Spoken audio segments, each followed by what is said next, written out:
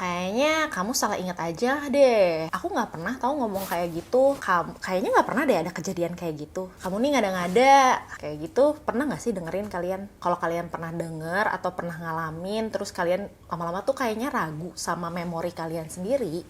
Jangan-jangan nih kalian udah jadi korbannya gaslighting. Gaslighting tuh sebenarnya adalah bentuk manipulasi dari seseorang. Mungkin pasangan kalian bisa jadi orang tua, bisa jadi kakak, adik. Hal kayak gini menarik juga kali ya untuk dibahas. Gimana kalau hari ini kita bahas bareng sama psikiater-psikiater yang keren ini? Waspada manipulasi. Manipulasi adalah salah satu bentuk dari kekerasan secara psikis. Dan ini cukup sering terjadi dalam relasi sehari-hari. Data dari Komnas Perempuan menyatakan bahwa tahun 2023 terdapat sekitar 5.400 kasus kekerasan psikis dan 75% diantaranya terjadi dalam setting romantic relationship. Dan hari ini kita bakal membahas dengan mengundang narasumber kita, Nago Tejena. Saya, penulis buku Aku Yang Sudah Lama Tidak Healing. Saya bukan Nago Tejena. Saya Jimmy Ardian. Nago lagi berhalangan hadir. Karena saya dimanipulasi, jadi terpaksa saya di sini. Tapi inilah menariknya. Manipulasi bukan soal hanya memori saya saja. Manipulasi adalah mengubah kebenaran. Makanya, kebenaran saya ada di sini. Buat kamu yang merasa kebenarannya mulai diotak-atik dan mulai kehilangan diri sendiri, simak selanjutnya di video ini. Ini settingan kita kan ada tamu ya harusnya. Nunu aja lah jadi bintang tamu kita hari ini. Ya, kita coba ya. Sambut coba. Nunu. Hebat banget Nunu. Coba kita tanya Nunu. Bagaimana perasaan Anda menjadi boneka atas seseorang yang menguasai Anda selama ini? Seperti diduga tidak bisa menjawab apa-apa. Tidak bisa ya. Karena dia hanya boneka. Iya, coba kalau boneka itu punya memori nggak ya? Menarik juga. Kalau di film Doraemon itu, di komik Doraemon ada tuh, boneka tuh menyimpan memori. Jadi ada alat Doraemon yang meneteskan sesuatu, terus nanti bisa muncul tuh memori-memorinya. Iya, Bahwa kan, boneka kayak ini dia dulu disayang sama ownernya, kayak gitu. Nunu disayang ya, Nunu disuruh bekerja lah. Ya, kemarin ngambil rambutan sih, salah sih rambutannya. Iya. Ya. Kita ketemu lagi di podcast Ruang Tunggu.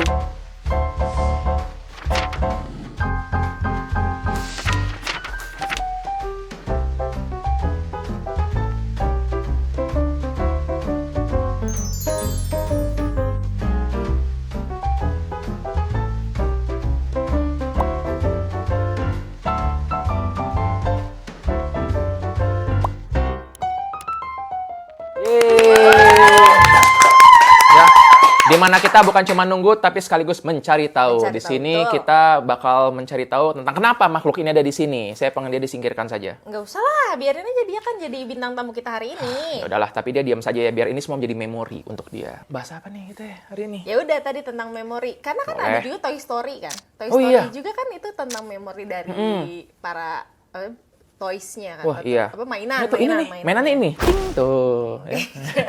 Ini nama-namanya kasihan tau aku si Amar gajinya nggak seberapa. Selain memori, kita memberikan trauma juga untuk editor kita, Mas Amar. Gue tahu ada yang bisa bahas trauma sama memori. Gue kenal nih, ada kenalan gue. Wes, Tapi dia tuh sibuk banget orangnya. sibuk banget. Nah, tapi dengan kekuatanku tuh aku udah berhasil membujuk. Aku tahu nih siapa nih. Iya. Ya. Prof. Santo kan? Bukan. Itu guru saya. Iya. Jadi gimana? Dah kita panggil aja ya. Panggil. Jadi gini guys, kami berusaha keras dan kami sudah mengundang psikiater nomor 1 di Indonesia. Iya. Tapi Lalu dia kamu di berhalangan sini ya? hadir, jadi kita ngundang yang ada aja Yang ada ya. aja, betul. Kita Ya, undang sama psikiater ada. nomor sekian Indonesia yang ada aja, Dr. Jimmy. Jennifer. Jenny. Ini skripnya gimana sih? Jenny, saya Jenny. Oh, penggantiannya. Oke. Jenny. Adriana. Wah. Jennifer Adriana. Oke. Nunu ya. bingung. Halo Nunu, aku psikiater nomor sekian. Wes. Nah ini psikiater nomor satunya di sini sekarang. Wih, ternyata. Bingung. Ya. Oke, ngomong-ngomong coba dong itu tadi mic-nya buat dia bisa nggak sih? Lucu juga nih. Nggak Oke. bisa. Nunu bisa nggak? Bisa. Nunu pakai Nih. wig. Baiklah, akhirnya ya setelah kami mengundang lalu melewati beberapa kali ACC, revisi, akhirnya jelek sih.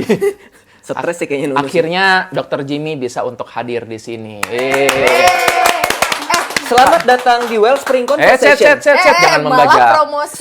Salah. Jim ya, dari pertama kali podcast ini muncul, nama lu muncul terus. Nih, gue kasih tahu ya. podcast ini tuh requestnya cuma 2. Orang udah ini tuh tamat deh kayaknya. Podcast ini kayaknya tamat. Request itu 1 adalah bahas NPD, 2 undang Dokter Jimmy. Udah, nggak ada yang request lagi satu lain. Yang lu pada nggak tahu, itu gue bayar buat nulis di situ. Oh gitu. Buzzer. Oh, pantesan bahasnya sama semua gitu ya. Aduh. Buzzer ternyata. Begitulah akhirnya. Waduh, jelek banget. Biarin dulu sementara deh. Oke. Jim, terima kasih sudah mau datang ya. Terima kasih, thank you. Terima kasih di Thank you banget. ruang bayar. Ruang bayar. Nah, Oke. Hari ini kita mau bahas mengenai memori. Cakep. Oke. Bukan pantun Oh, gitu. bukan. Pas ngobrol kemarin kayaknya nih kalau untuk memori lo jagonya gitu. Karena kan lo ini ya, apa Suka lupa. bukan. Dokter Jimmy ini ahli di bagian yang berhubungan dengan ini sejarah dan menulis ulang sejarah gitu. Ya. Oh iya kan? Iya, Jadi betul. pasien itu Ketika datang kan dia menceritakan tentang sejarah hidupnya, tentang dok dulu aku mengalami trauma, dulu aku disakiti, aku betul. ditinggalkan. Itu kan sejarah tuh. Iya. Betul. Sehingga ada sejarah-sejarah menyakitkan yang lebih baik.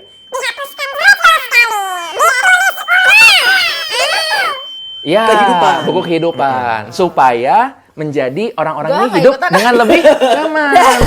Podcast dah berdua dah. Tuh, kita ngomongin proses terapi. Dalam Betul. terapi itu yang terjadi. Soalnya banyak loh pasien datang dan bilang, "Dok, lumpuhkanlah ingatanku." betul, gitu. betul. Kayak aku pengen melupakan ini, aku pengen melupakan ini. Kan susah gitu ya. Betul. Tapi keinginan pasien tuh seperti itu. Dan aku juga banyak dapat cerita kayak gitu. Lo juga dong? Pasti, ya? pastinya. Nah, sebenarnya bisa nggak sih kita tadi menghapus memori? Bisa nggak seperti itu? Nah, ini kan akan kita bahas ya. Dan kita sudah mengundang ini juga Nunu. nanti. Nunu. Sebagai salah satu nanti akan mungkin ada pertanyaan gitu ya. Iya, Nunu nanti kamu bertanya ya, kamu bekerja. Nah, di sini kita menghadirkan Sora sebagai Iya. penengah. Lu inget ya nama gue Sora. Jangan kayak Nago lupa nama gue siapa. Soraya, Sonia, Sonya. Buset dah. Oke, kita langsung aja ke topiknya deh. Berarti kita kalau misalnya ngomongin soal memori itu sering banget dimanipulasi. Bener nggak sih? Bener. Nah, selain itu juga selain kita ngomongin manipulasi, itu juga nempel sama yang namanya gaslight. Ya. Dan itu kan kayak gaslighting tuh. Itu tuh apa sih sebenarnya, kayak banyak banget istilah-istilah apa sih sekarang tuh kan istilahnya Yes, pop culture, populer. populer. Pop culture tuh yang tentang kayak gaslight, terus guilt trip. Kadang-kadang tuh orang tuh suka salah aja gitu naronya gitu. Ini tuh apa gitu. Ya, nggak setuju Gas- dikit, gaslight. gaslight. Nah, benar, gitu. benar. Nggak mau dengerin NPD, gitu kan. Kayak gitu. Tapi ternyata atau enggak kayak selfie dikit NPD atau pokoknya tuh gampang banget melabeli sesuatu kejadian tuh sebagai yang tadi fenomena tadi, NPD, gaslight, guilt trip, apa tadi tuh flying monkey. Pokoknya tuh mereka tuh gampang banget tuh melabeli itu. Tapi coba nih kita sekarang kupas tuntas. Gaslight itu apa sih? Gaslight itu misalnya ada host podcast, ngundang tamunya, terus tamunya bilang nggak bisa, terus hostnya bilang kan lu kemarin bilang bisa, padahal Iya. nggak pernah tuh. Nah itu contoh gaslight. Lalu kemarin bilang bisa. Itu cuma contoh. Lo manipulasi gue ya untuk ini, gaslight nih. Oh. Nah kemudian hostnya ngomong kayak gini, gue ngerasa bersalah karena apa iya gue pernah bilang begitu. Nah itu guilt trip namanya tuh. Gue pernah ngomong gitu. Nggak tahu. Kayaknya gue salah deh ya. Kayaknya gue Nah coba itu cek. contoh guilt trip. NPD kayaknya. Langsung dikatakannya. Jadi dalam bentuknya tadi ini membuat aku mempertanyakan gitu kan ya. Iya. Bener nggak sih? Gitu. Oh. Bener nggak sih ini Gitu. pernah kejadian? Jadi gaslight itu adalah fenomena di mana kita tuh mempertanyakan ya Kewarasan. kewarasan memori kita tuh bener nggak ya gitu. Karena orang ini tuh seakan-akan memanipulasi memori kita. Seakan-akan dia yakin bahwa persepsinya benar, terus ngebuat kita ragu gitu. Oke. Sulitnya begini ya kan, aku selalu beranggapan bahwa memori itu tuh sesuatu yang nggak reliable. Karena begini, seringkali kan misalnya nih, seorang ngomong, kemarin kamu bilang begini, enggak aku nggak pernah ngomong kayak gitu. Nah, tapi di sini bisa jadi kan ada kayak perdebatan. Seorang merasa bahwa yakin aku ngomong gitu, sedangkan aku yakin nggak ngomong. Tapi seringkali kan orang lihat nih, pasti ada yang bohong nih salah satu. Iya. Tapi bisa jadi dalam situasi ini, aku dan Sora sama-sama, sumpah gue yakin banget gitu. Bahwa gitu. Nah, jadi Miscommunication miskomunikasi, saja sering jadinya. seperti gitu. Oh, Begitu. jadi belum tentu gaslight. Yes, itu yang sering terjadi. Cuma ya seringkali tadi kan dikit-dikit karena ada istilah itu, wah dia ngebohong nih, dia kayak mengubah Iya, pendapatnya. iya. Kalau menurut gua ya, gaslight itu enaknya dipakai kalau orangnya sengaja. Sengaja. Oh, Ada apa tuh bahasanya mens rea. mens rea. Ada mens rea atau enggak? Kalau Ada niatan. ada gitu. niat jahat atau enggak? Kalau nggak ada niat jahat, bisa jadi nggak salah dong orangnya. Jangan dihukum berarti. Gitu. Menurut dokter ini orang jahat tidak usah dihukum kalau tidak berniat jahat. Loh, dari potongan tadi seperti begitu. Misleading. Wes, nah, manipulasi juga nih. Nah, manipulasi. Karena sering ya gitu kan. Jadi kalau lihat nih potongan-potongan video gitu dipotong dikit-dikit, terus tiba-tiba udah itu yang diposting sehingga membuat tuh jadi kayak ada arah ininya. Tapi misleading juga berarti salah satu bentuk manipulasi dong. Kalau orang yang, menurut gua, kalau orangnya sengaja ngelakuinnya, iya. Sengaja apa enggak nih? Gimana kalau nggak sengaja? Kalau nggak sengaja kan berarti emang ada perbedaan persepsi aja. Nah, ini yang sulit Iya. nih. Sengaja atau nggak sengaja. Sengaja. Karena bagi orang yang pelaku, udah pasti dong dia bilangnya nggak sengaja. Nggak sengaja. Nggak Bener mungkin juga. aku sengaja ngomong kayak gitu. Bener Sedangkan juga bagi sih. korban, udah pasti dia nganggapnya ini sengaja. gitu. Belum tentu padahal. Belum tentu. Begitu. Dan itu akhirnya tiap hari itu ya kami deal dengan kayak gitu, dengan kondisi orang-orang yang dia datang mungkin bukan niatnya jahat, tapi dia mempercayai sesuatu. Cuma kepercayaannya ini belum tentu benar. Iya, iya. Sayangnya kita belum tuh bisa bilang, enggak kali kamu yang berlebihan. Kadang gini, aku juga dalam situasi sehari-hari kadang-kadang ketemu sama pasien, dia cerita, pasanganku gini, dia toksik kan dok? Aku sebagai mendengarkan, sebenarnya enggak sih. gitu. Cuma bayangkan kalau waktu itu aku mengatakan, sebenarnya sih enggak toksik. Nah, itu kan akan menyakiti perasaan dia. Iya, iya. Tapi kalau aku mengatakan, iya sih toksik, malah memperkuat tadi itu. Benar, benar. Nah, jadi memang tadi kesulitannya adalah tengah-tengah antara perlu untuk mensupport, tapi juga untuk perlu meluruskan, begitu. Nah, ini yang sering terjadi juga pada memori. Makanya kita ngundang lu, Jim, karena kan lu banyak membahas mengenai memori. Kirain sejarah. Enggak. Memori. Kalau sejarah udah ada bagian yang ngurusnya. Aduh, lagi. Ya, Ahli sejarah, gitu kan. Betul. Iya. Ya bobo dulu, Bo. Oke. Tu. Jadi, mungkin dari memori dulu kali ya. Oke, sebelum ke memori, sebelum kita ngobrol lebih jauh dulu, kita kenalin dulu siapa sih the most requested guest Oh, star iya. hari Iya, ini. benar. Benar. Jadi Siapa? bukan Jennifer Adriana ya. Bukan. Psikiater nomor sekian Indonesia ini tuh namanya Jimmy Adrian. Beliau ini bikin 2 buku udah. Nih bukunya. Ini buku sebagai psikiater ya, karena waktu sebelum psikiater kan ada beberapa buku yang tulis. Ada. Tapi ini sebagai Kenapa ngomong ada itu? Nggak enak. Ada gitu. Tapi ini Ada. bukunya sebagai psikiater ya. Heeh. Merawat luka batin dan Pulih dari trauma. Yang paling baru ya ini ya. Yang paling baru nih. Iya. Lu tadi katanya ada cerita di Gramedia, cuy. Jadi, baru aja kemarin gue ke Gramedia. Di salah satu Gramedia di mall yang cukup gede lah. Dahulu kala ketika si kuning ini keluar, Si nih, pulih merawat luka merawat batin. luka batin ini keluar, gue ke toko buku manapun Gramedia selalu masuk top 10. Selalu. Sombong dia, sombong. Sombong. Selalu. Sampai ada seseorang yang menulis buku juga, abis itu yang kuning jarang masuk lagi. Oh. Kalau nggak salah judulnya tuh Ini ya, How to Win Friends and Influence People.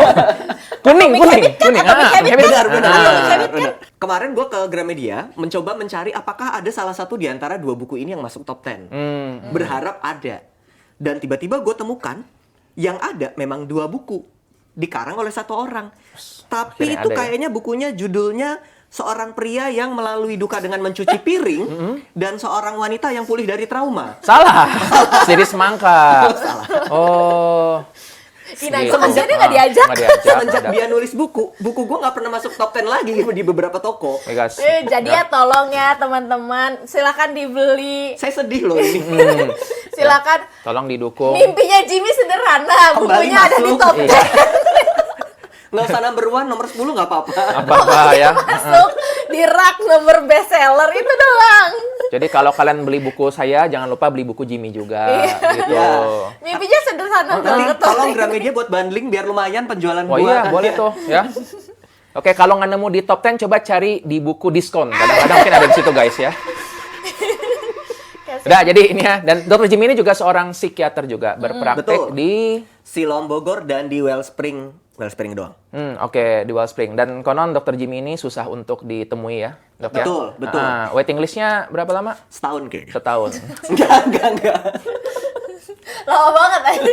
Dua bulan, 3 bulan? 2-3 bulan. 2 sampai 3 bulan. Nah, gue ngundang Jimmy dari tahun lalu ke podcast. Sebelum podcastnya ada loh. Iya, kita udah booking. Masa iya? Iya.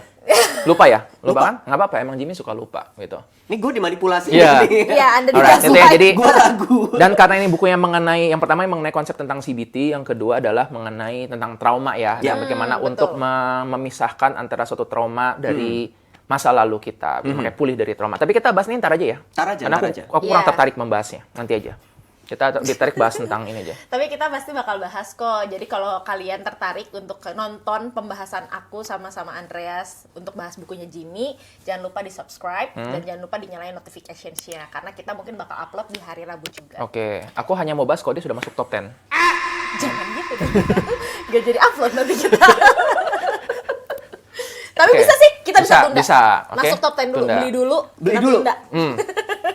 Memori, balik memori. Balik lagi ke memori. Nah, kita tuh di sini Jim punya segmen Kirain namanya. sekte tadi. Bukan. itu juga. Tapi Itu juga bukan. kita pinginnya punya sekte ya. Tapi ya tidaklah belum tercapai ya impian itu. Kita punya segmen namanya itu Lemon. Lepaskan Emosi secara nyata. Tulisannya di situ ya. Jangan bilang, kan ketahuan. Kita jadi seolah-olah nggak ingat gitu. Ya, ada lepaskan emosi secara nyantai, ada, tapi jangan bilang. Ya. Jadi kita masuk ke segmen Lemon. Lepaskan emosi secara nyata.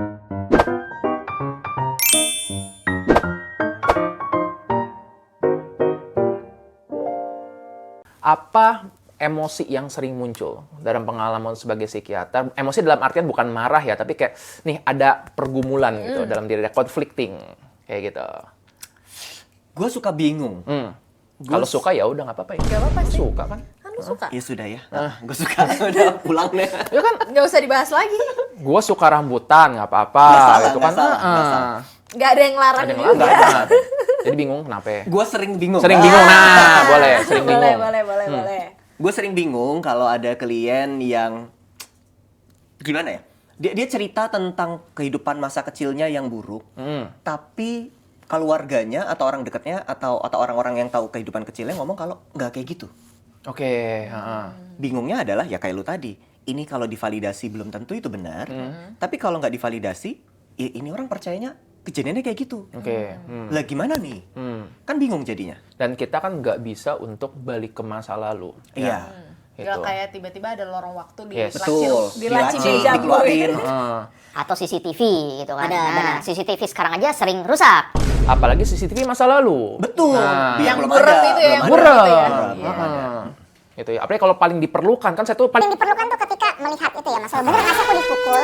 Bener nggak sih? Aduh, enak banget gitu. nih. Nah, Teh. terus gimana dong cara mengecek kebenaran dari hal tersebut?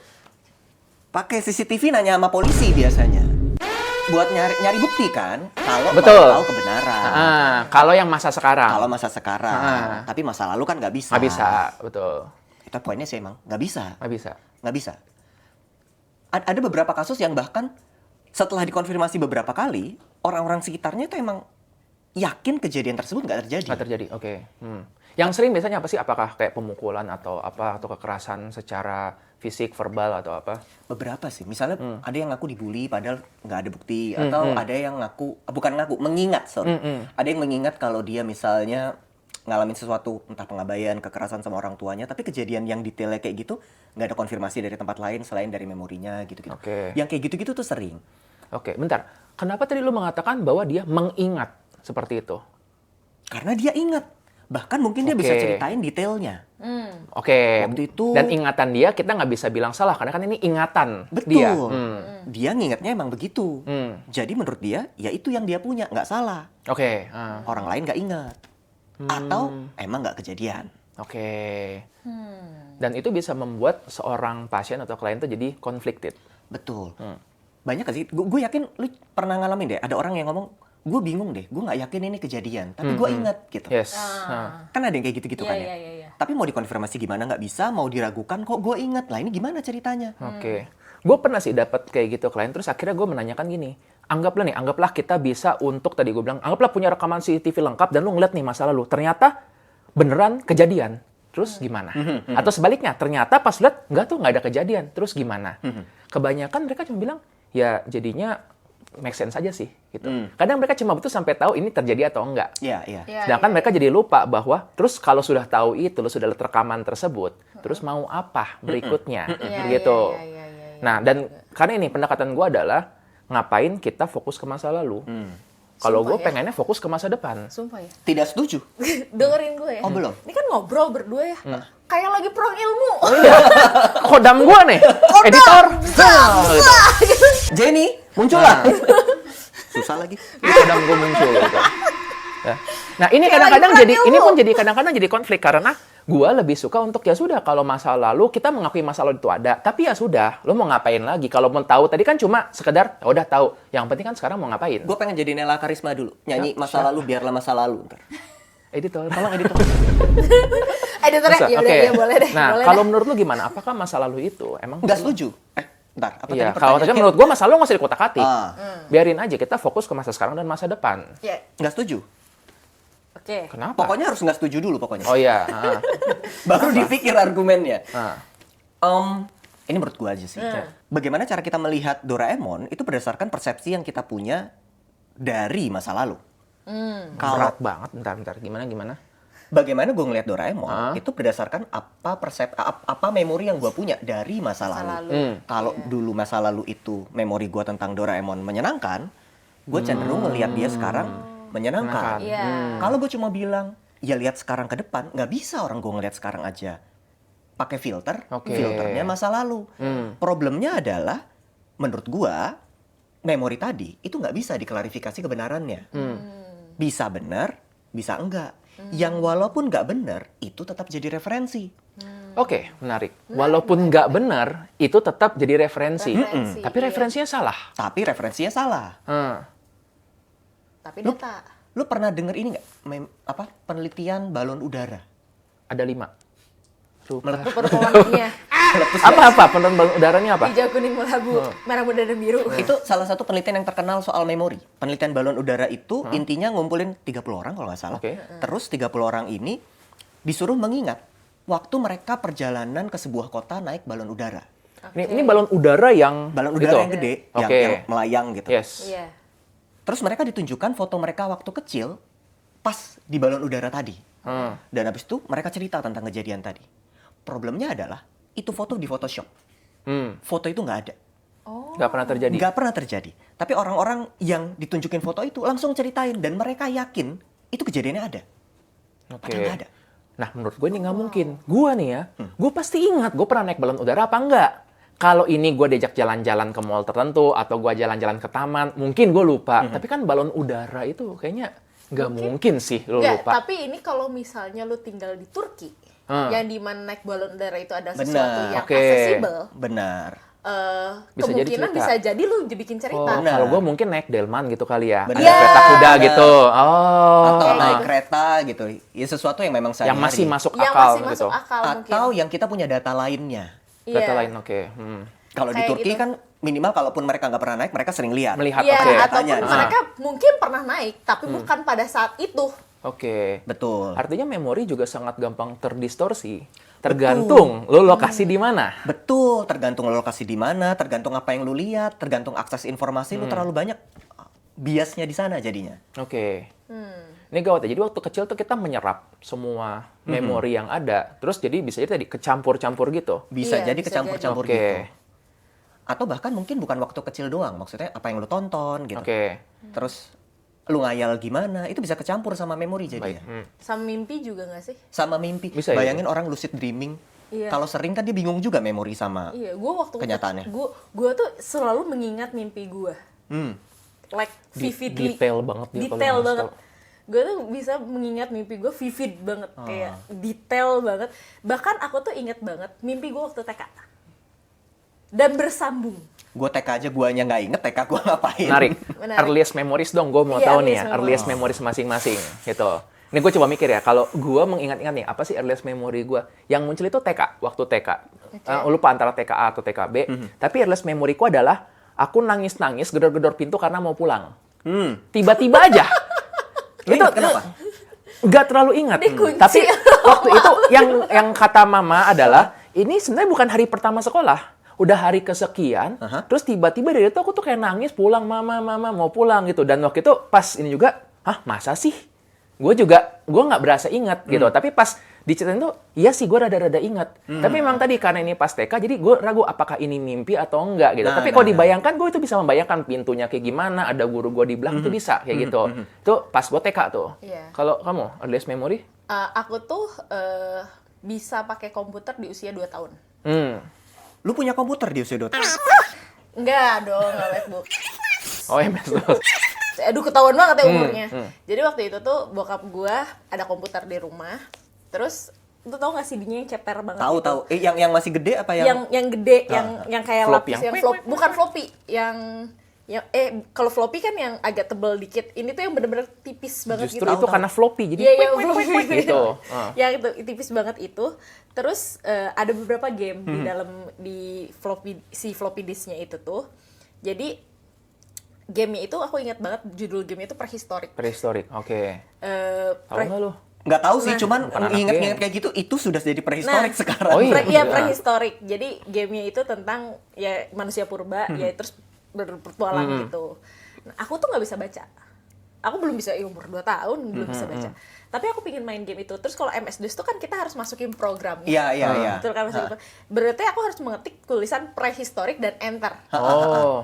Jadi waktu itu yang aku dilakukan sama papaku adalah papaku menulis kata prehistorik, terus aku mencocokkan. Mencocokkan kayak itu huruf P gitu, R gitu. Jadi kayak gitu terus aku enter.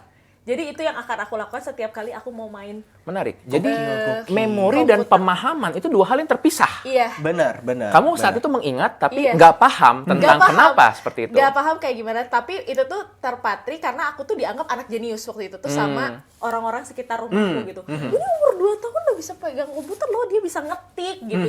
Dia tahu kayak mencocokkan angka, terus dia bisa main game gitu-gitu dan lain-lain kayak gitu.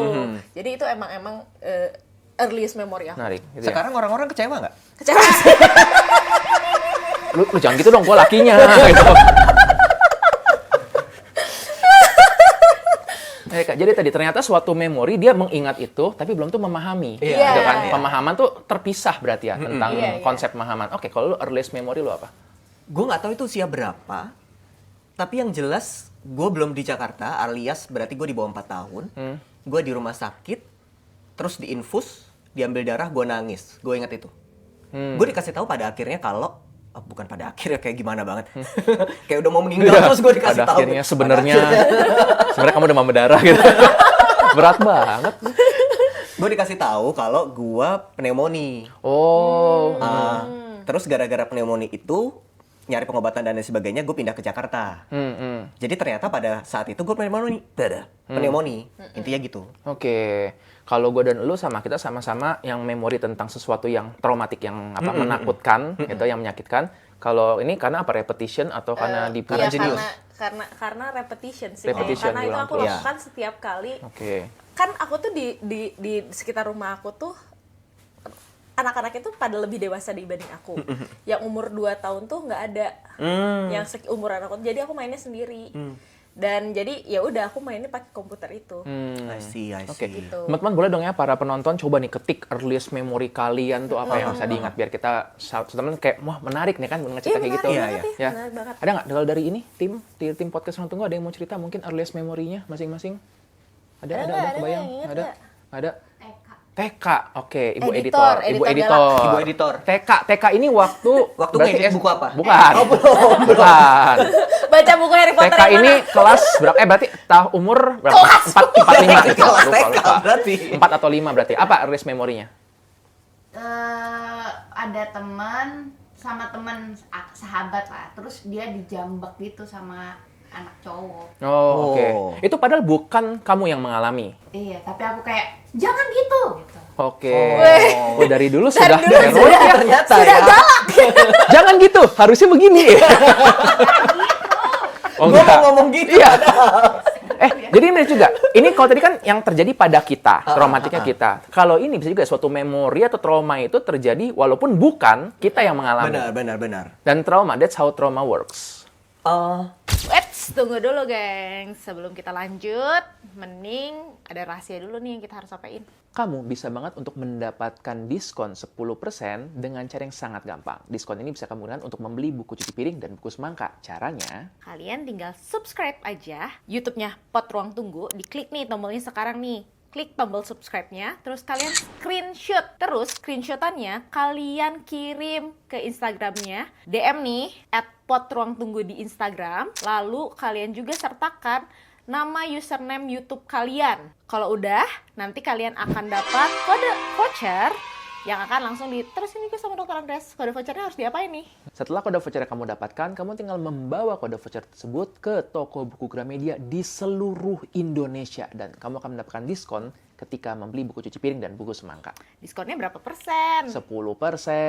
Kalau gitu seru banget ya, tapi sayang banget nih, promonya cuma berlaku sampai 31 Desember tahun ini aja, 2025. Nona ada yang mau disampaikan nggak? Ingat ya, voucher ini hanya bisa digunakan untuk membeli buku cuci piring dan buku semangka. Oke, kita lanjut ke videonya. Selamat menonton Ruang Tunggu. How trauma works menurut gue lagi-lagi. Iya. Ya kan lu narasumber yang Bener kita juga ya. Ah. Menurut gua ketika sebuah kejadian terekam cukup jelas, entah memorinya vivid secara gambar atau memorinya bentuknya emosional aja, itu adalah apa bahasanya nih? Ingredients utama terjadinya trauma. Ingredients, oke. Jadi kalau lu ingat kejadiannya plus emosinya, mungkin trauma. Lu ingat kejadiannya, lu nggak ingat kejadiannya, tapi emosinya masih jelas, mungkin masih trauma. Tapi kalau lu ingat itu bisa kayak gitu. Lu nggak ingat kejadiannya, Aha. tapi lu masih ingat emosi, rasanya. Bisa banget. Mungkin kita nggak inget rasanya. Lu pernah nggak sih lagi jalan-jalan nyium parfum tertentu? Lu nggak tahu itu parfum apa. Terus langsung ada, ini kayaknya gue familiar Oh nih. iya, Oke. iya. Aku kalau misalnya di lift, terus tiba-tiba itu lift tuh menggunakan aroma, misalnya pel lantainya gitu ya. Itu tuh kayak, oh ini kayak tempat ini nih. Gitu. Benar. Ada bau tertentu yang mengingatkan terhadap warnet sebenarnya. Iya. Warnet. Iya. Oh iya. Ya dulu kan sering Iya sih. warnet. Dia mah nggak pernah warnet, nggak pernah. Kalau bau, gue bayangin nih ada sabun cuci tangan itu, yang merek tertentu yang kalau gue cium tuh gitu. Merek D.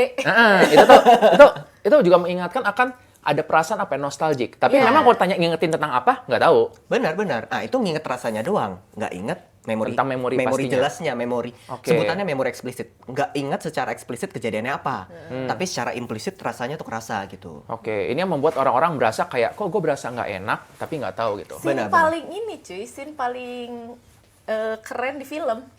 Itu ketika Ego makan ratatouille-nya. Ini kan itu dia langsung jump memori ke masa lalu kan. Benar. Kayak gitu. Itu juga kalau misalnya makanan kayak gitu nggak sih? Kayak makanya ada home cook kan, kayak ketika lu udah pergi keluar dari rumah, terus balik ke rumah, terus nyokap atau siapa lu masak, pas lu mau nyoba makan, oh this is home. Benar. Itu menariknya emosi sama memori sih.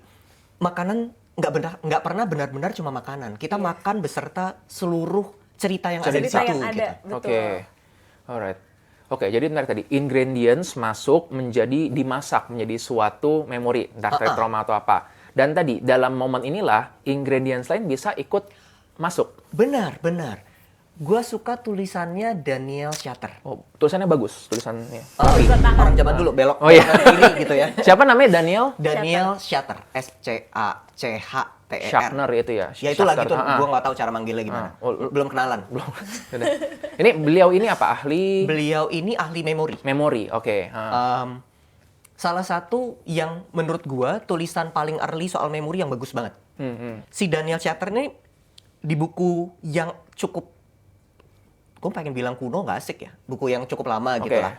Dia pernah nulis judulnya Searching for Memory. Searching for Memory. Itu buku bagus banget, recommended buat Gramedia terjemahin. Oh, kayak judul film ya, Searching for Memory gitu. Iya juga ya, kayak judul film ya. Tapi isinya nggak kayak film, isinya nyebelin, susah banget gitu. Rumit. Bab 1 dia... Terus lo suruh terjemahin. Makanya biar gampang. Oh ya, oke. Tentang apa tuh Searching for Memory? Tentang Doraemon, tentang memori gimana? Galak banget sih. Itu tentang memori. Ya kan tentang apa memorinya? Aku suka. Lempar juga nih buku nih. Yes, I akhirnya ada yang melawan Andreas Kurniawan. Judulnya aja Searching for Memory. Biar ditutup, biar kagak beli, biar nggak masuk top 10. Nah. Beli ini aja. Lanjut. Bali. Searching for memory. Searching for Memory. Jadi Suka kan kalian ada yang berantem gini. ya kalian mencari ini kan, bukan mencari ilmu kan? Iya, benar sih itu benar. lanjut searching for memory. Intinya ada dua sudut pandang. Sudut pandang pertama itu nganggap memori sebagai sesuatu yang sekedar kesimpan kayak hard disk, Oke. kayak komputer gitu. Oke. Kita nyimpen aja. Simpen, oke. Kayak CCTV Yang bisa di-retrieve. yang berarti. bisa di-retrieve. Oke. Dia disimpan, dia bisa dipanggil. Tapi beberapa filsuf mulai dari zaman dulu nggak benar-benar percaya kalau memori kita tuh kayak hard disk. Oke. Karena kalau kita ngalamin satu peristiwa misalnya, atau ngelihat lukisan misalnya, atau reuni misalnya, ketika kita berbagi cerita lagi tentang apapun itu yang kita ingat, itu masing-masing punya snapshotnya sendiri. Oke. Yang kadang punya point of view-nya sendiri, yang kadang point of view-nya bahkan sangat berbeda satu dengan yang lain. Oke. Iya. So, kita nggak bisa bilang kalau itu berarti rekaman. Ada sesuatu yang secara personal berbeda. Baik. Lebih lagi, memori itu kerasa jadi kayak punya saya. Oke. Kayak ada kepemilikannya gitu. Begitu orang lainnya enggak ini terjadi buat gua gitu. Kayak Oke. kayak ada unsur subjektifnya. Jadi kalau orang meragukan pun dia merasa terserang karena kan Betul. kayak loh ini ingatan gue loh. Ini ingatan gitu. gua, ada unsur kepemilikannya. Sehingga menurut si Daniel ini, manggilnya nama belakang ya. Iya, iya. Menurut si Shatter ini, memori itu bentuk konstruksi sebenarnya. Konstruksi, oke. Yang masing-masing orang bikin terhadap kejadian tersebut based on banyak sekali konteks. Bahkan termasuk based on konteks kapan memori itu dipanggil. Lu nginget itu sekarang sama lu nginget itu 10 tahun lagi, itu ceritanya mungkin bisa beda. Oke, ya. Itu dibentuk in that moment jadi ceritanya. So kalau kayak gitu konteksnya, ini jadi makin menarik. Karena bagi orang yang punya trauma misalnya, dulu ketika nginget itu sakit banget. Kalau ini konstruksi berarti ada harapan di depan kalau sesuatu ini bergeser, lu nggak bakal sakit sama memori itu. Karena itu kan konstruksi, itu bangunan yang kita punya. Itu kayak orang patah hati nggak sih? Waktu patah hati yang itu, oh berasanya aku ditinggalkan dia, hidupku nggak berharga. Bertahun-tahun kemudian ketemu orang lain, pasti ingat lagi, dulu gue ini Gue inget bisa-bisanya banget. gitu. Gue inget banget. Waktu itu gue pernah putus sama seseorang, terus ada teman gue ngomong, udah lu bakal bisa dapet yang lebih baik. Oh. Gue jawab, gue nggak butuh yang lebih baik. Gue butuh dia. When I was Imo. a young boy. Tapi itu pas lagi tadi kan, karena tadi memori dikasih emosi gitu kan ya. Dan dibentuk sesuai konteks saat itu. Saat itu, Iya. dan saat itu benar. Betul. Oke. Pas udah lewat, tolol nih. Lo pengen balik nggak sih ke masa lo kayak, gitu. Bego. Oke. Pakai centong nasi. Tapi saat ini ketika pun lo ngerasa bahwa, dulu itu lebay, itu pun sekarang benar juga. Karena kan tadi berbeda itu ya. Betul, betul. Dan gue ngeliat ini berarti kan sangat berbahaya sekali apabila memori itu dijadikan sebuah bukti. Oke, sebagai buah barang bukti. Betul. Iya. Lu tahu nggak sih berapa persen jumlah eyewitness, Hah? orang yang nyaksiin sesuatu terus ditanya polisi, Iya. berapa persen eyewitness yang salah? Yang salah. Yang salah. Oke, perkiraannya. banyak banget Mungkin kayaknya. 10, 20, 20. Kurang. Hah? Kurang? Banyak dong, ratusan berarti. Ratusan Berapa persen nggak bisa. Berapa persen? Berapa persen? Berapa persen? 50 80 persenan? Enggak sih, 50. 50? Berarti half dari itu. Half dari orang yang ngelapor, pelakunya ini. Itu salah. Oh. Dan mereka nggak bermaksud bohong. Nggak bermaksud bohong. Itu kalau menurut Shatter, Shatter nulis buku selanjutnya, Seven Sins of Memory. Ada 2 dosa besar memori. Dosa pertama adalah nggak bisa manggil. Oke. Dosa kedua adalah salah manggil. Nggak bisa manggil dan salah manggil. Oke. Nah, dosa kedua ini ada 1, 2, 3, 4. Ada 4 kategori kecil. Salah satunya misatribusi. Nah, itu yang sering terjadi pada Attribute. Oke. salah nginget. Salah mengingat. Berarti bukan bermaksud berbohong. Bukan. Makanya tadi, kalau mens rea, niat jahat nggak ada. Nggak ada, cuman salah inget aja. Salah ingat. Itu tuh bisa sesederhana, gue nyaksiin sebuah peristiwa kriminal, terus abis itu gue ngeliat TV, itu bisa ketukar tuh. Orang di TV itu jadi pelaku kriminalnya di kepala. Misatribusi, salah naro. Nggak ada Oke. niat tuker, tapi emang ketukar aja gitu di kepala. Pernah ada yang menarik bahkan. Ketika seseorang, gue lupa nih tahun berapa, 1950 apa 1970. Ada kasus gede pembunuhan, Oke. terus Si eyewitness ini ngelihat pelaku pembunuhannya, abis itu ditato di tangannya. Biar dia ingat pelakunya siapa. Oh. Terus dilaporin ke polisi. Nah, mukanya begini nih. Emang muka begini ada, tapi bukan pelakunya. Ternyata abis itu dia lewat, dia keluar, dia lewat, ada orang ngebenerin mobil. Nah, itu muka orang yang ngebenerin mobil yang ditato. Bukan pelakunya. Oke. Jadi dia menghubungkan dua hal, nyampur jadi satu, dan tadi bisa jadi misattribution muncul di situ. Salah ingat. I see. Makanya sekarang dengan era digital tuh kamera sebagai mata tuh Betul, sangat-sangat, CCTV iya, gitu. CCTV, Dan ini dengan menurunkan. generative art AI itu sebenarnya mengkhawatirkan kan lu tidak bisa untuk mengubah-ubah muka begitu. Benar. Apalagi bisa dibuat video tuh makin serem juga itu. Iya. Oh, paham. Makanya aku juga jadi nggak juga pas tadi lu ngomong, kan kebanyakan orang yang eyewitnessing itu tuh kalau misalnya nih bilang pelakunya menggunakan topi merah, berjenggot gitu. Kalau di US, kalau kalian pernah lihat film-film US tuh kayak semua orang yang topi merah dan berjenggot tuh dijajarin. Iya. Kayak gitu. Jadi biar kayak, tapi polisi tuh sebenarnya udah kayak ada curiga di salah satu orang tersebut. Cuman mau dicocokin aja bener nggak yang dipilih si orang tersebut gitu.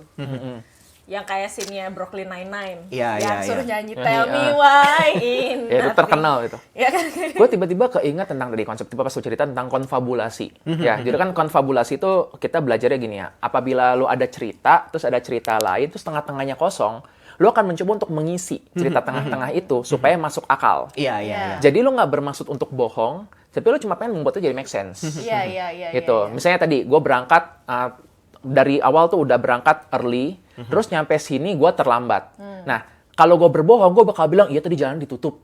Tapi kalau gue konfabulasi, gue bisa membuat suatu cerita yang ini nih nggak bermaksud bohong, tapi iya tadi gini tuh, kayaknya tadi deh gara-gara apa, gue salah jalan atau apa-apa kayak gitu.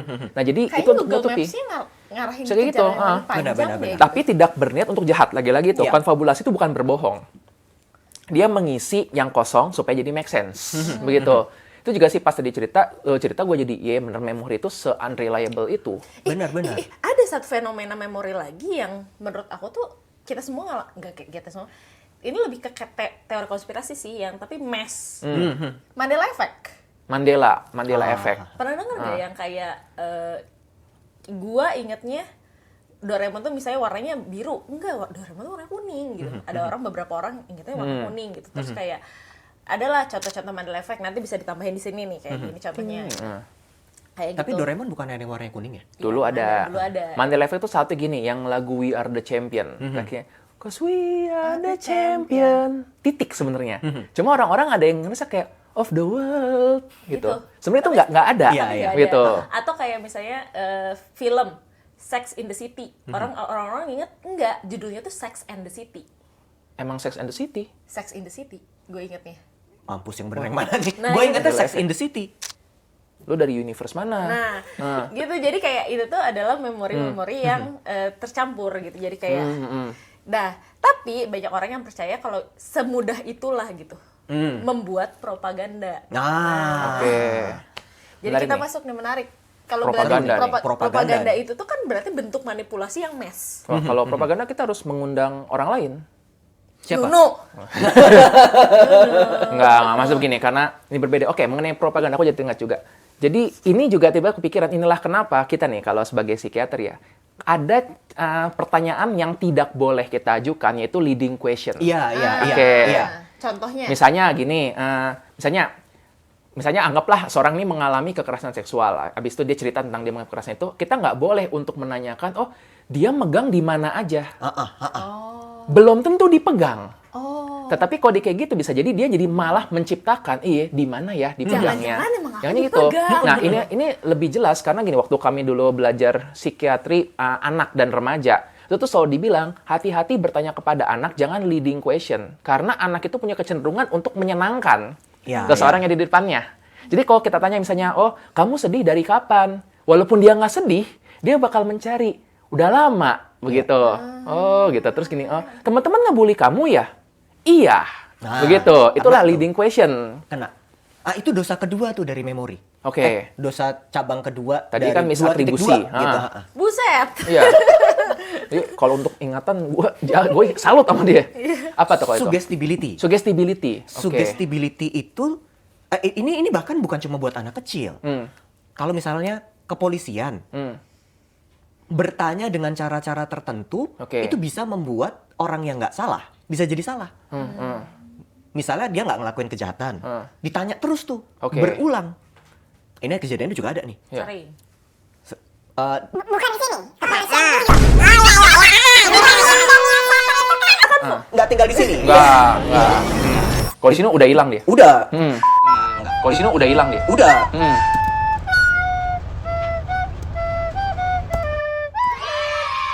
New York. New Oke. York, Nah, New York. kita juga di sini ada security yang mungkin nih, ada yang memantau. Lu gak lihat bukan dia udah merah banget. Gimana? Takut hilang. Tadi tentang suggestibility. Semangatnya. Berpodcast. Ya. Semangatnya berpodcast. Gimana suggestibility? Jadi kalau polisi itu nanyain leading question, ini yang kisah ditulis di bukunya si Daniel itu, pas dia pulang, dia mikir, jangan-jangan gue beneran ngebunuh ya? Bisa sampai begitu? Bisa sampai begitu. Dan besoknya dia balik ngaku. Padahal dia nggak ngelakuin. So, Itu kayak cuci otak gitu berarti. bener. Karena ditanya berulang selama 4 jam. Dan capek juga ya. Iya sih, capek juga sih. Capek juga kan itu. Sehingga pas pulang juga ya. muncul tuh gambar-gambar di kepalanya. Yang mana sebenarnya nggak terjadi. Oke, bentar. Ketika pihak otoritas tadi di situ mereka melakukan itu, apakah memang mereka sadar atau tidak melakukan itu? Kalau di kepolisian New York saat itu nggak sadar. Nggak Karena sadar. begitulah caranya. Mereka menjalankan tugas untuk tadi Iya, nanya dan kayak itu gitu. kayak meyakinkan itu tuh beneran terjadi atau enggak. Oke. Terus kayak apa sih konsistensi cerita. Konsistensi. Betul. Jadi sebenarnya nggak salah. Tapi kepolisian Indonesia nggak kayak gitu. Sudah jauh lebih manusiawi. Baik, oke. Lanjut. Sip. Oke.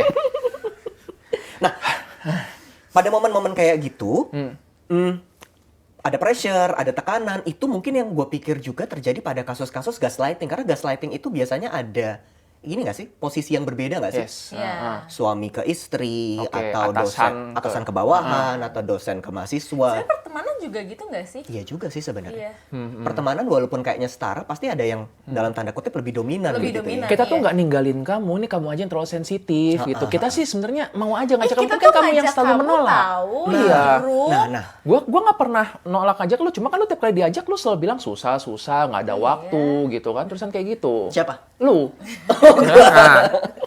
Nah, itu bisa membuat tadi kan berasa, iya ya, jangan-jangan gue yang terlalu salah gitu. Benar. Nah, jadi bayangin memori sendiri udah rentan, ditambah dengan orang-orang sekitar yang Orang sekitarnya. punya mens rea gitu, punya niat Niat jahat. jahat. Jadilah itu. Ya maka dari itu kan biasanya kalau misalnya kita tertangkap ataupun apa gitu ya langsung bilang saya nggak mau ngomongnya sama lawyer. Betul. Talk to my lawyer. Lawyermu siapa? Gak ada. Selalu minta Yang penting perlindungan ngomong dengan dulu. lawyer gitu. Jadi kayak makanya ada hak untuk diam kan. Betul. Dan kalau di kepolisian Amerika yang di film-film itu kan kalau lu nggak punya lawyer, negara akan sediakan. Sediakan. Oke. ya. Alright, Gitu, menarik. gitu. Jadi itu Seru ya. seru banget seru. soal memori dan itu manipulasi dan aku jadi dari tadi aku jadi kepikiran juga nih orang yang dimanipulasi itu aku jadi kepikiran soal yang manipulator orang yang suka memanipulasi.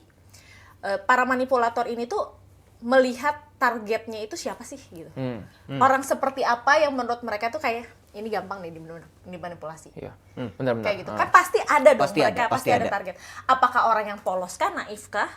Atau orang yang sebenarnya enggak nih, ini gue bisa-bisa aja manipulasi itu karena gue bisa manipulasi secara bertahap dari mulai Betul. muji dia, atau orang yang kesepian kah, atau orang yang haus validasi kah, atau orang yang tidak bisa melawan kah. Oke, Jadi gimana mereka tuh tend to be memanipulasi orang yang seperti apa? Gue nggak tahu ya, karena gue bukan manipulator ya. Oh. Andreas gimana? Kalau saya bukan. Kalau yang saya tahu, seorang manipulator itu dia bakal nyebar semuanya aja. Nah. Dari Nyebar situ dia jala. seleksi sendiri yang mana begitu. Cuma memang yang aku tahu ya, ini kan terkait kalau kita bahasanya mungkin tentang self cohesiveness. Jadi kayak dia tuh sekuat apa selfnya dia. Apabila dia ini kuat, misalnya yang sering kita bilang, apabila dia mendapatkan validasi yang cukup dari keluarganya, dia mendapatkan rasa aman, maka dia tuh lebih tangguh, lebih kuat. Secure. Yes, secure. Ketika dia ini rapuh, egonya rapuh, itulah yang jadi gampang. Makanya memang ada beberapa orang yang lebih mudah. Dimanipulasi. Oke, seseorang yang mungkin ya anggaplah nggak pernah mendapatkan cinta ayahnya, tiba-tiba datang orang lebih tua, dan mengatakan bahwa wah kasihan banget ya kamu gitu, aku akan memberikan kamu cinta gitu. Nah, dia kan tadi mendapatkan itu merasa utuh, jadi lebih mudah termanipulasi. Dan ini kan tadi terkait dengan memori dia di masa lalunya. Seandainya dia dengan orang tuanya baik-baik aja, cukup baik ketika kayak gitu, tetap mungkin bisa, tetapi dia cukup kuat untuk ya kalau aku nggak dapat dari orang ini, aku bisa dapatkan dari keluargaku sendiri, gitu. Oke. Sebelum segmen yang udah diangkat-angkat, Ya, gue pengen kontra. oke. Terapis berarti bisa manipulasi. Nah itu aku juga bertanya. Orang yang lebih tua memvalidasi, Iya. memberikan cinta Iya. pada orang yang nggak dapet cinta dari keluarganya. Oke. Dan itu kalau diulang-ulang, makin dikeluarin tuh. Oh dulu keluargaku begini, begitu. Ada penelitian tuh kalau nggak salah. Semakin lama seseorang berada di dalam terapi, semakin banyak memori buruk yang dia ingat tentang keluarganya. Dan semakin jelek perspektifnya tentang keluarganya. Oke. Jika terapinya modelnya kayak begini. Yang semuanya oh gitu, wah kasihan. Jadi Wah, kayak ada kamu bias gitu. di sana. Dosa ketiga dari memori, bias. Mantap sekali. Mantap. Oke, Gitu. menarik. Jadi ini aku juga pernah dengar sih. Jadi akhirnya seseorang merasa hidupnya nggak baik-baik aja. Terus dia merasa perlu menyalahkan sesuatu. Akhirnya jadi nyalain keluarganya. Aha. Yang mungkin keluarganya salah, tapi Mungkin. tidak segitunya. Ya. Cuma kan kita butuh seorang buat disalahkan. Betul, kita butuh make sense Oke. keadaan ini. Baik. Oke, tadi satu misatribusi. Kedua tadi tentang suggestibility. Ketiga bias. Bias. Satu lagi deh apa? Permanence. Permanence itu gimana? Permanence itu dosa memori kalau bukan harusnya sih. Memori yang tidak pada tempatnya muncul terus-menerus. Oke. Misalnya gue lagi masak, tiba-tiba gue keinget, gue pernah dipukulin. Gue lagi masak. Oh, padahal tidak relevan Nggak, pada saat gue itu. lagi masak kan nggak ada urusannya sama gue lagi dipukulin. Kalau dalam bahasa psikiatri kita nyebutnya flashback. Flashback, oke. Jadi kemunculan memori yang terus-menerus. Oke, ya salah satu komponen dalam PTSD ya kan, flashback Betul. itu. Alright. Oke, menarik. Wah, mantep nih. Pas karena Anda sudah empat-empatnya. Kita Ribet. Baru yang tadi diangkat-angkat ya. Ya bisa jadi nggak ada yang diangkat. Kita memang internal timing kita bagus. Gitu. Kita sudah tahu bahwa ini momen yang tepat untuk kita masuk ke sesi berikutnya. Nah, yang namanya sesi semangka. Coba Sesi mengupas apa? Baca Jim? Baca, Jim. Sesi mengupas solusi kehidupan. Nah, Sumpah dapur gue diacak-acak Ini- itu aja ya. ya, apa-apa. Selama ini kalian lihat ini rapi semuanya. Ternyata di sini banyak yang memberikan kode. Ketahuan semua. Nyesel gue ngajak lo. Aduh. Gak usah diundang lagi dah. Aduh. Gantian dong, ajak gua ke podcast lu ntar. Gua obrak-abrik dari situ. Guys, ini sebenarnya ruangannya nggak luas, guys. Ruangannya tuh cuma... Bener yang gue undang habisin loh. Boleh, ayo. Gue aja belum diundang di podcast gue sendiri. Ah. Bantal semangka kita mana ngomong? Itu tadi di tempat pakai. Pakai tempat duduk. Yaudah, nggak apa-apa. Soalnya gue harus begini. Semangka, sesi mengupas solusi kehidupan. Solusinya dan kakak. Halo? Oke, yap. Solusinya sudah ada, tapi Jim yang akan menjawab. Ya. Ya apaan? Ya, ya. Kan lu yang tadi nggak bawa tentang memori bisa Ya, salah. ya, ya. Gue mau nanya dulu deh. Biar kita tidak menjadi korban manipulasi, baik oleh orang tua, keluarga, atau orang terdekat kita, pasangan kita, atau mungkin Bubu kesel atau mungkin sama organisasi gitu ya, sama organisasi atau mungkin sama ya pihak-pihak yang lebih atas lagi. Itu bagaimana cara Pihak-pihak yang lebih atas lagi itu apa, Bu? di atas organisasi? Iya. Itu gimana biar kita tidak mudah termanipulasi? Biar kita tahu kalau misalnya, oh ini kayaknya gue lagi di gaslight nih. Oh ini kayaknya gue lagi dimanipulasi Yes, ini. Gue lagi sedang berada di kungkungan manipulasi gitu. Gimana caranya kita sadar? Jadi kebal. Bukan nggak kebal juga sih. Sadar mungkin dulu. Sadar dulu aja deh, nggak usah kebal gitu. Kalau kebal kayak gitu, apakah harus jadi pintar? Gitu, apakah harus menjadi rasional?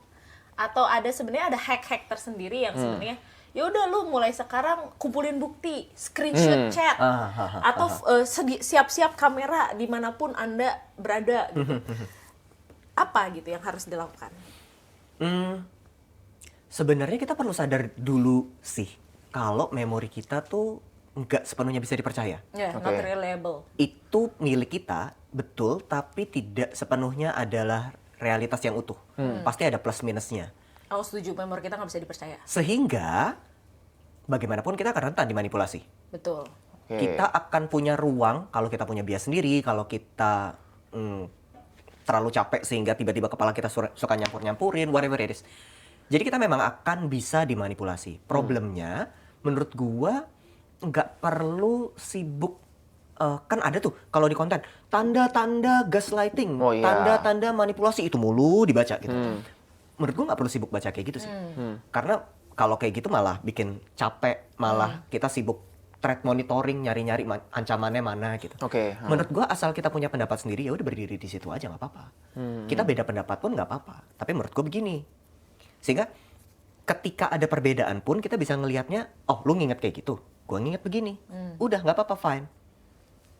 Nggak perlu sibuk mencari mana memori yang benar karena kita tahu bahwa memori itu sebenarnya konstruksi masing-masing. Oke. Kalau kita nganggap memori itu benar, kita harus nyari ini yang benar mana. Jadi agree to disagree aja ya? Agree to disagree aja. Gue nggak ingat kayak gitu. Dia ingatnya Oke. begitu. Oh ya udah. Gue ingat banget nih. Ada kasus. Ini bukan satu kasus sih. Ini beberapa kasus. Ada pasangan yang ngomong pasangannya tuh lagi gaslighting dia. Pasanganku tuh gaslighting aku karena menurut dia aku marah-marah ke dia, makanya dia marah-marah. Padahal dia marah-marah duluan. Oke. Tapi menurut pasangannya emang itu yang terjadi. Ternyata pasangannya misalnya punya autism atau punya ADHD, di mana memorinya emang kadang ketukar-tukar. Itu bukan gaslighting. Itu memang kondisi di mana memori kita kadang ketukar-tukar, which is okay. Tapi harus dibicarakan sehingga proses komunikasinya bisa jadi lebih baik. Tapi kalau kita sibuk sama term gaslighting, ini kita main salah-salahan nanti Oke. jadinya. Iya, betul-betul. Nggak ketemu solusi di tengah bahwa, oh gue punya kondisi nih, gue perlu sadar kondisi gue. Tapi jalan tengahnya gimana nih, gitu kan. Baik, oke. Gua nggak setuju dengan ini, tapi ini serius nih. Karena gini, itu bisa apabila memang tidak ada mens rea, nggak ada niatan buruk. Iya, Ini iya, akan jadi gawat kalau misalnya gini, kalau misalnya ya anggaplah gua sama Sora nih, kita janjian misalnya mau berangkat. Terus misalnya dia bilang, oh dia mau ke mall A, terus gue bilang gue mau ke mall B. Kita pernah ngomongin ini, terus kita bilang, enggak, kemarin kamu bilang kita mau ke mall B, aku sudah bikin appointment nih untuk di restoran di mall B. Terus dia bilang, enggak, kemarin aku bilangnya mau ke mall A. Itu kan bisa jadi berantem tuh. Iya, iya. Dalam hal kayak gitu, mungkin tadi bisa tuh untuk seperti itu. Tapi ini akan gawat kalau misalnya gue adalah sosok yang lebih secara vertikal. Gue memegang kuasa.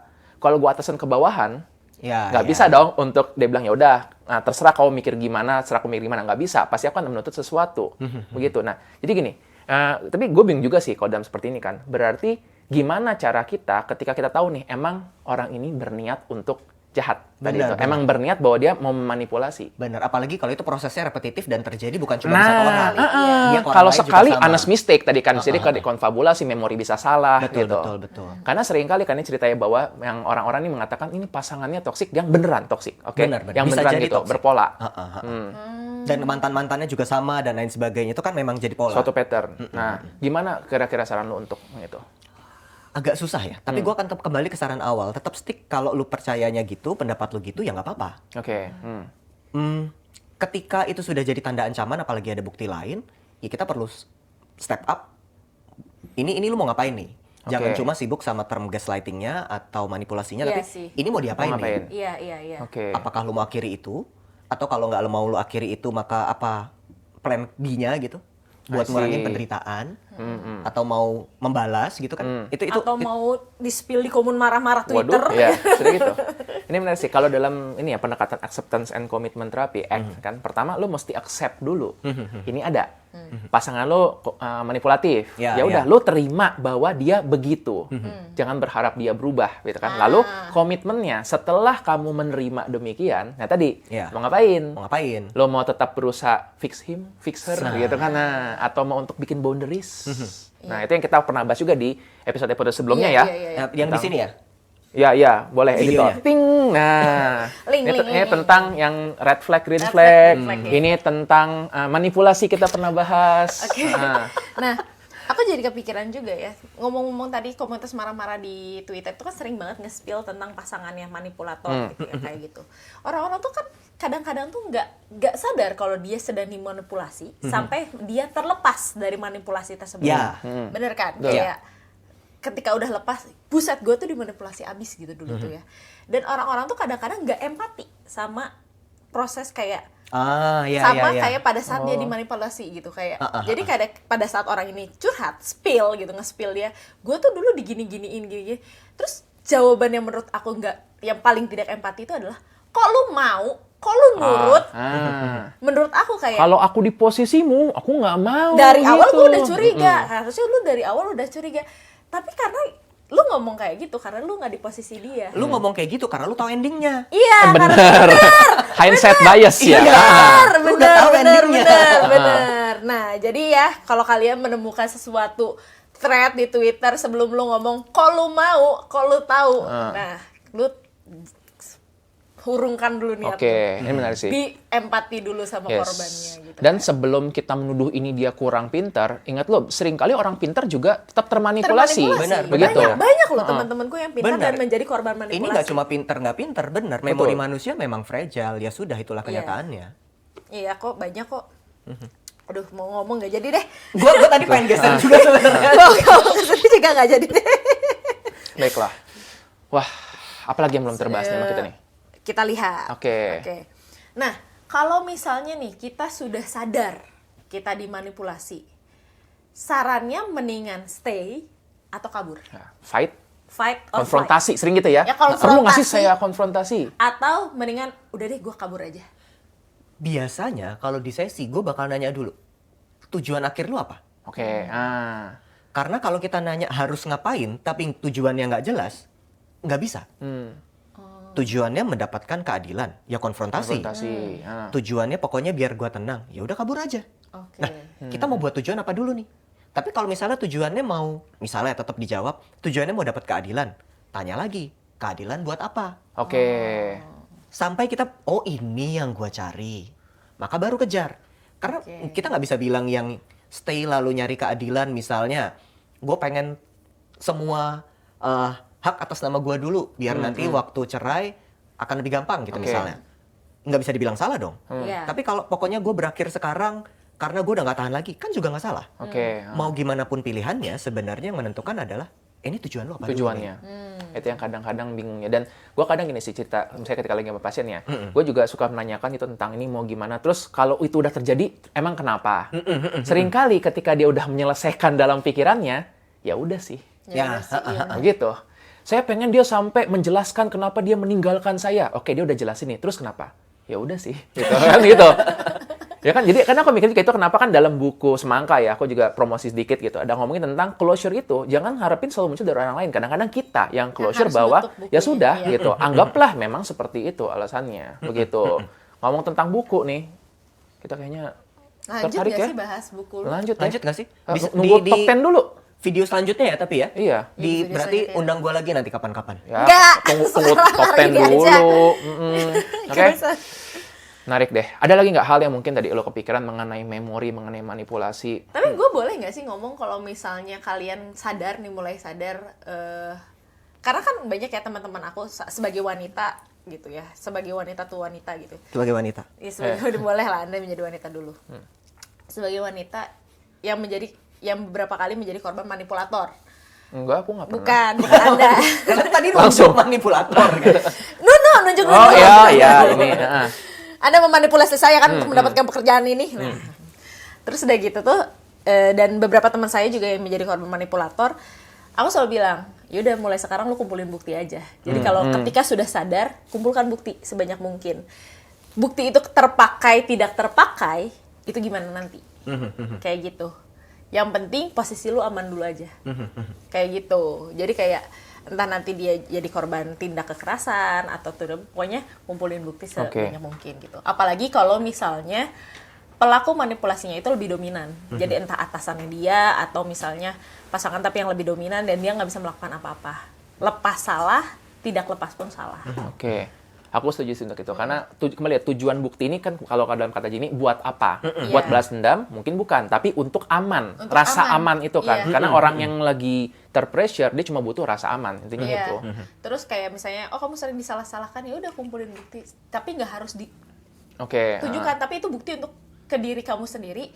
Oh iya benar. Itu konfirmasi ke diri kamu sendiri. Kalau benar kalau kamu tuh dimanipulasi. Karena apa yang dia ucapkan sama apa yang ditertulis itu berbeda. Kayak gitu. Oke, seru sih ya. Seru banget. Wah, pelajaran paling besar hari ini sih aku dapatkan bahwa metode memori kita nggak reliable. Itu Benar. Kan pentingnya ya. Benar. Alright, supaya lebih reliable, semua itu sebaiknya dituliskan. Termasuk Setuju. dituliskan dalam buku-buku seperti ini. Jadi buat teman-teman semua yang misalnya mau untuk tadi, misalnya journaling atau apa, silahkan. Mau dapat inspirasi-inspirasi untuk menulis atau apa, untuk ilmu-ilmu yang baru, boleh beli buku ini. Setelah kalian membeli buku saya, boleh beli buku ini. Urutannya gitu ya. Semangka, cuci piring, ya baru salah satu dari 2 ini. Itu urutannya demikian. Tolong saya masuk 10 besar lagi, teman-teman. Oke Nomor guys. 10 aja, nomor 10 aja. Dan ini sudah 10 bisa aja. didapatkan di Gramedia ya. Bisa Sudah didapatkan di toko Gramedia buku. terdekat. Di toko buku tercinta atau terbenci ada gitu ya. Oke. Kita Nggak ada akan terbenci dong toko buku. Oh iya, semua menyenangkan dicintai. semuanya. Gimana kita bahas nih berikutnya? Oke? Oke. Baiklah, terima kasih semua. Sekarang gini Jim, kita akan angkat begini Belum ya. dulu, kita suruh dulu subscribe. Karena kan memory itu nggak bisa di-reliable ya. Oh, iya. Jadi siapa tahu mereka lupa nama podcastnya apa. Oh iya. Lupa Kirain nama udah Anda subscribe, siapa. ternyata belum gitu ya. Pas dilihat, ternyata belum subscribe. Ternyata belum nyalain notification. Ternyata belum nge-follow di Instagram. Belum Bisa nge-follow aja ya. di TikTok. Oh, belum nge-follow pot.ruang tunggu. Belum nge-follow. @Darren Belum nge-follow Little Sarah. Dan belum nge-follow. Jamie Ardian. Nah. Jadi tolong ya di-follow biar kalian gak lupa-lupa lagi. Oke. Terima kasih semuanya. Kita lanjut ya. Oke. Jadi, teman-teman terima kasih sudah nongkrong dan menunggu ruang tunggu, dan ingat di setiap perhentian pasti ada cerita. Sekarang kita lanjutkan dengan mengorbankan dia.